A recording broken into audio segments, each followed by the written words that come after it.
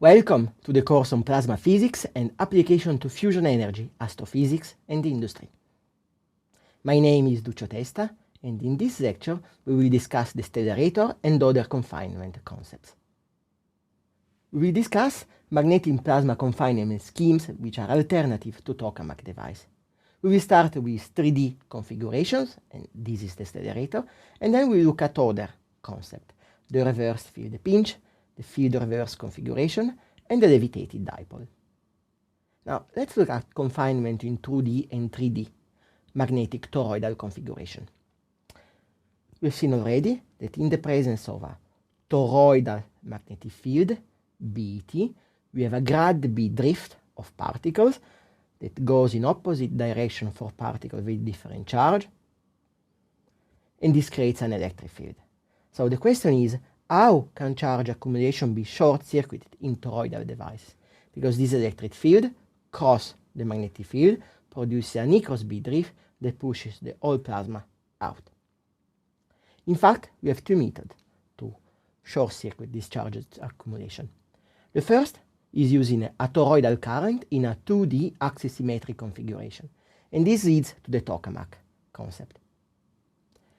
The second method is by breaking the axial symmetry, so we keep 3D configuration, so we can short-circuit this charge accumulation by torsion of the magnetic axis or by 3D modulation of the flux surfaces. 3D magnetic toroidal configuration, we have a magnetic field that is the superposition of a relatively large axisymmetric toroidal field, a moderately sized helical field, and a small axisymmetric vertical field. Depending on the topology of magnetic field, we have a wide range of configuration, and this we can see two of them. If you have coils that are modular coils, then we see a configuration that has this particular shape. If you have coils that are called the torsatron coil, that torsion around the plasma, then we have a torsatron configuration. In stellarator is one particular example of 3D magnetic configuration. The field is 3D. What we must do in stellarator is avoid large magnetic islands and extending the region in which the magnetic field is stochastic, because these are regions where the plasma confinement is very poor. We see here a sketch of a stellarator, the toroidal angle, and the magnetic surface, and we see that these surfaces are torsioned in 3D. Here we have a sketch of a flux surfaces in this region of the plasma, and we see the flux surfaces are closed upon themselves, so this is a situation of good confinement. In that of the region of the plasma, this is a sketch of the flux surfaces, and what we see is that in the center we have a well-behaved flux surfaces, but towards the edge, here, and here, we have magnetic islands. So we move from a region of closed magnetic flux surfaces to magnetic island. These are regions of poor confinement. So the main purpose of the stellarator configuration is to build up coils so that we remove as much as possible regions where we have magnetic islands or stochastic magnetic field. And this is an example of a 3D non-axisymmetric equilibrium for a stellarator. What we see here, what we plot here is the graph of the modulus of the magnetic field in 2D, in this case toroidal angle and poloidal angle, and here we see cuts of the mod B graph at different toroidal position, phi equals 0, pi 9, pi 6, pi 3. And we see that the flux surfaces are very different. We start with a banana that is aligned effectively vertically, and then by moving of a 9th of pi in the toroidal direction, the banana shifts obliquely, then it becomes an ellipse, and then actually becomes a very complicated shape, a square with a triangle at the end. So here we see, in fact, how the geometry of a stellarator is very complex. Stellarator concept has pros and cons. The first pros is that the magnetic field is entirely driven by coils that are located outside the plasma. So there is no ohmically driven current, contrary to the tokamak. Therefore, it's inherent, the stellarator is inherently steady state device. And also we have smaller free energy that can be tapped into to drive instabilities. This is a clear advantage with respect to tokamaks. However, we need to design very precisely the structure of the magnetic field. Here we see an example for the TJ2 stellarator in CMAT in Spain, and this is a challenging construction and a challenging optimization. Furthermore, the reactor-relevant confinement of thermal and fast particles is still to be demonstrated experimentally. Now let's look at a brief history of stellarator. The original idea was developed by Lyman Spitzer in 1951. After the Geneva Conference in 1958, the stellarator program started in Germany, in UK, in the Soviet Union, and in Japan. At the time, tokamak showed a better performance than stellarator, becoming mainstream. The stellarator research was not discontinued. In fact, a number of small stellarators exist worldwide. TJ2 in Spain, HS6 in Wisconsin, United States. And now we are moving towards a very large stellarator, the LHD in Japan, and the W7X stellarator that will soon be operational in Germany. Now let's look a little bit at the LHD stellarator. LHD stands for the Large Helical Device, and we see here a few images of the LHD. The LHD is located in Toki, Japan, and is the largest stellarator now operating in the world. The magnetic field is produced by 2 superconducting helical coils and 6 vertical field coils.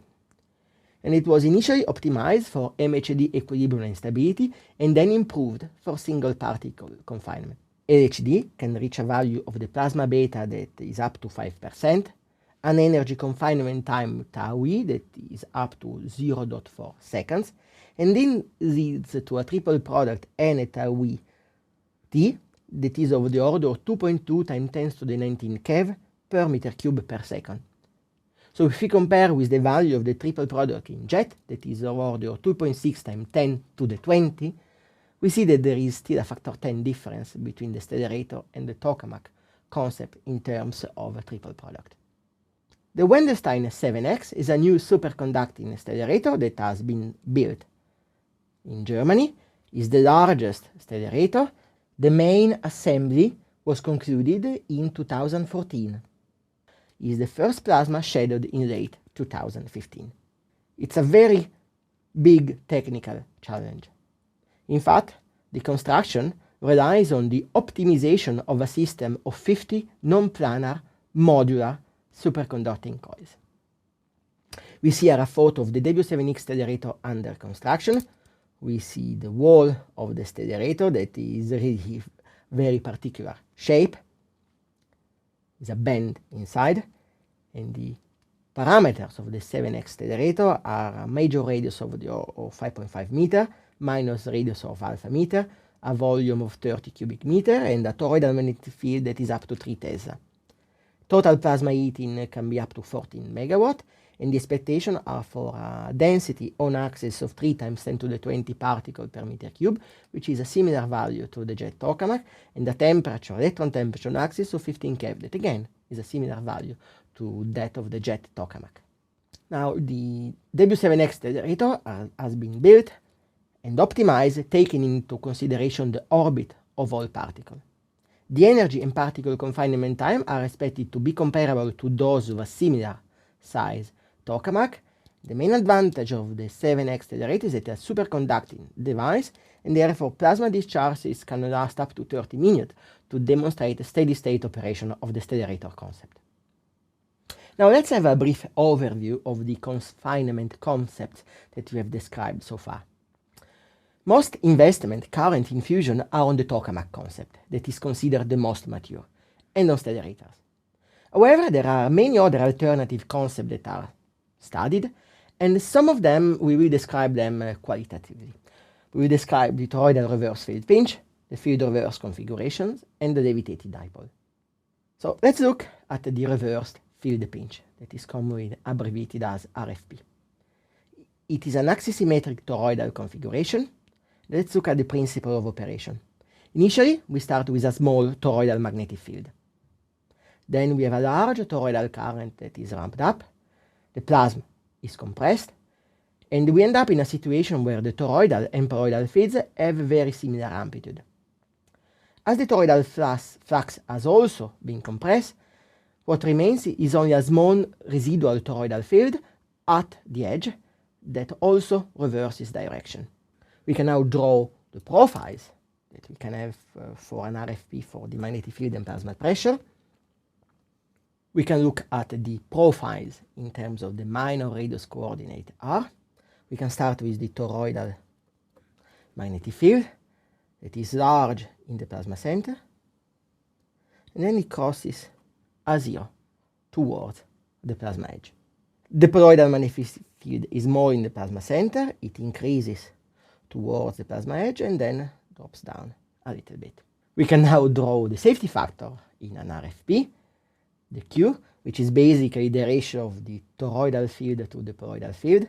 So the safety factor goes to a 0, where the toroidal magnetic field goes to a 0. For the plasma pressure, we can have different profiles, obviously.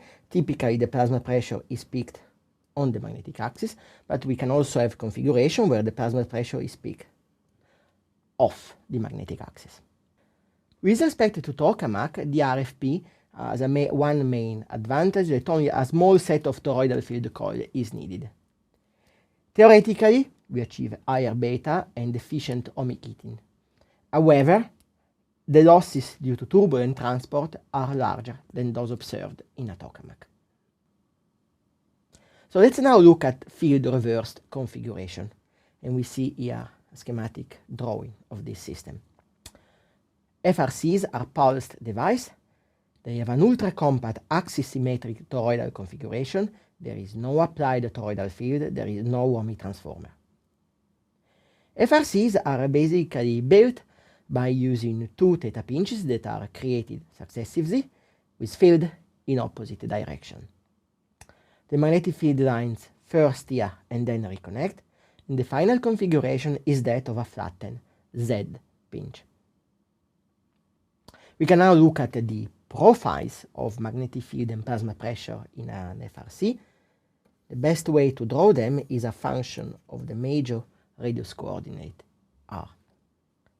We can look at the plasma pressure that is typically peaked in the center of the device. Then we can look at the axial magnetic field Bz that is negative on one side, it goes to a 0 in the center of the device where the pressure peaks and becomes positive on the other side of the device. And then we have a poloidal field that is typically small, that is relatively flat across the radial direction. The main advantage of FRC configuration is that they are found to be more stable than what is predicted by MHD calculation. And in fact, there are some private companies that are conducting R&D studies for a fusion reactor scheme based on the FRC concept.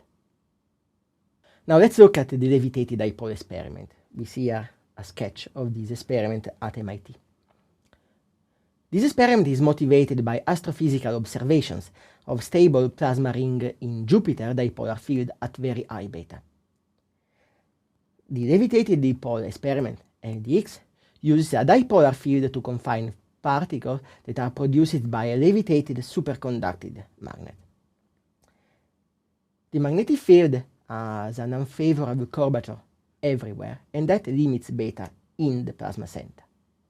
However, the magnetic field is that of a dipole, so it has a 1 over r cube dependence, beta that is proportional to b to the minus 2 increases rapidly towards the plasma edge. And therefore, the levitated dipole is very stable at very high beta in the outer region of the plasma. As in Jupiter, the beta in the Jupiter dipolar field is of the order of 2, which is much larger than the typical beta in tokamak, that is a fraction of 1. The main drawback of a levitated dipole experiment is that the DT operation is not possible, and therefore a more challenged DD reaction has to be used. Now we can summarize what we've discussed in this lecture. We started with the stellarator. It's a 3D toroidal equilibrium. It's a system that allows inherently steady-state operation because there is no need for a anomically driven toroidal plasma current, and the magnetic field is solely provided by external coils. There are many alternative confinement schemes that are studied in fusion research, and we have seen a few of them. We have looked at the reverse field pinch, at field reversed configuration, and at the levitated dipole experiment.